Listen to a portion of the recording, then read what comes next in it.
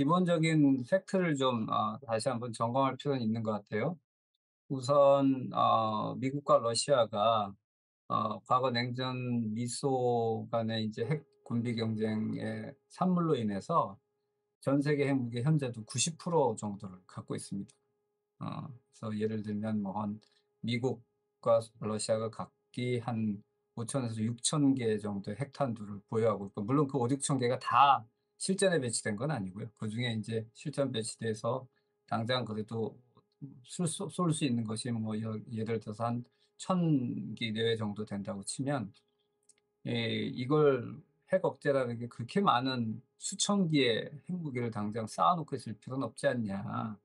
그래서 이제 이걸 좀 안정적으로 관리하고, 그 속에서 경제적으로도 이거 수천 개의 핵무기를 유지하려면 엄청난 비용이 들거든요. 그래서 그럴 필요는 없다. 핵 억제는 여전히 필요하지만 그걸 최소한의 비용으로 안정적으로 관리하자라는 차원에서 이제 이 전략 핵무기 협정을 상호 공동의 그 이해에 의해서 이제 2011 년에 이게 이제 스타트 트리티라고 양국이 이제 맺었고, 물론 이거는 70 년대 중반부터 이런 이미 미소 시대부터 이 핵무기를 좀 더 안정적으로 핵 억제를 유지하자라는 차원에서 계속적으로 이제 핵무기에 관한 흔히 말하는, 처음에는 군비 통제, 그리고 이후에는 핵무기 숫자를 실제로 줄이는 군축하는 방향으로 이게 계속 흘러오는 속에서 그때그때 좀 뭐 냉전 시기에는 솔트라는 SALT, 솔트 1, 솔트 2 이런 식으로 이제 레이건 행정부부터 시작이 됐고,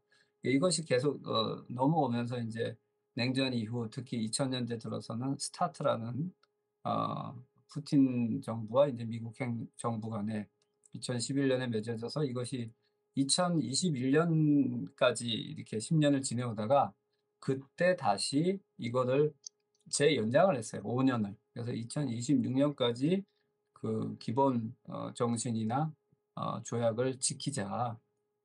여기에는 뭐냐면 기본적인 핵탄두의 수를 쓸 수 있는 거를 뭐 1,000개 내외 양쪽 다 이거를 유지하자. 그리고 그 이상은 배치하지 말자라는 것도 있지만, 여기에는 또 그걸 유지하는지를 어떻게 서로 확인은 하냐 해서 서로 상호 인스펙션을 서로 하기로 해 있고, 그래서 지금까지 뭐 수만 번의 인스펙션이 서로 이루어졌어요. 그리고 또 이런 핵무기들을 뭐 지상 발사 아니면 수중 발사하는 핵 잠수함, 아니면 전략 폭격기에 실려 있는 이런 다양한 핵무기, 전략 핵 전술 핵무 전략 핵무기들을 뭐 이동한다든지 뭐 재배치하든지 할 때 그걸 서로 간에 이렇게 상호 노티파이 한다 그래 가지고 알려주는, 그러면서 이제 트랜스페런시, 그 서로의 무기 전략에 대한 투명성을 높여서 신뢰를 높이는 이런 여러 가지 조치들이 포함되는 거거든요.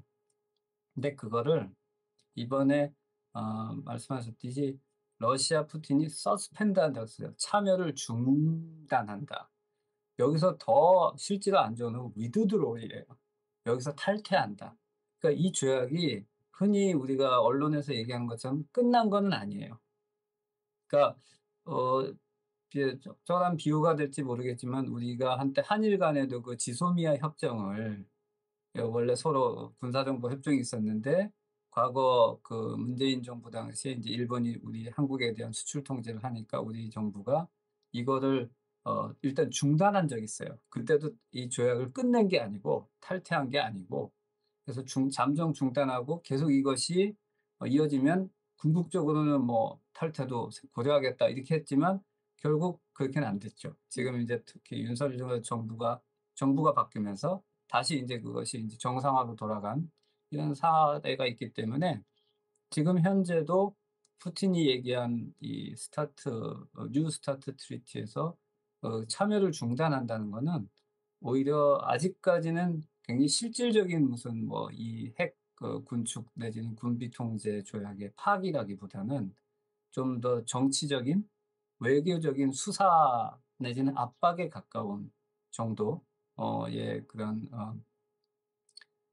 뭐 선언이라고 볼 수 있고요.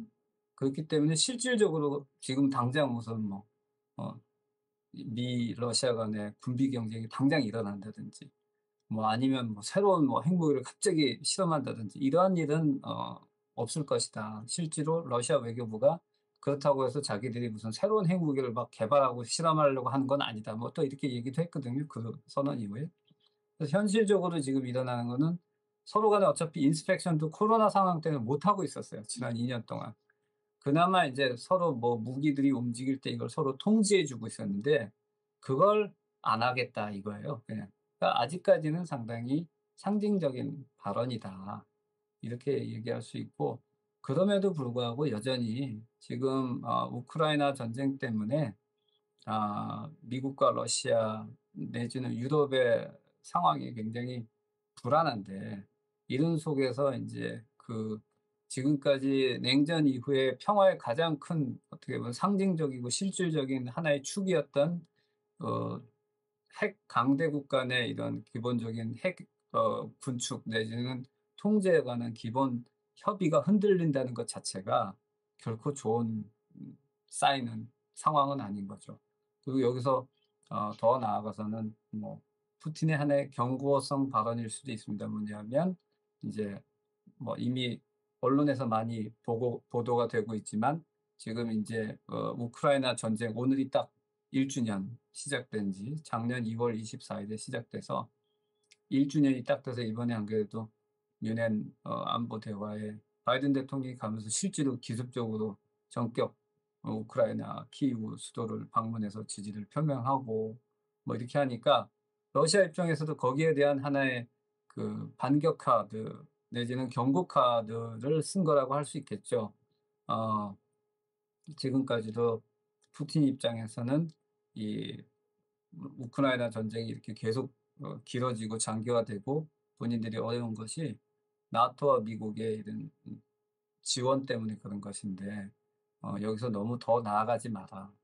하는 그런 경고성 항상 얘기했듯이 뭐 최악의 상황에는 핵무기 사용도 불사하겠다. 뭐 이런 거를 어느 정도 암시하는 그런 이제 뭐랄까 경고성 발언이 아닌가 그렇게 생각이 됩니다.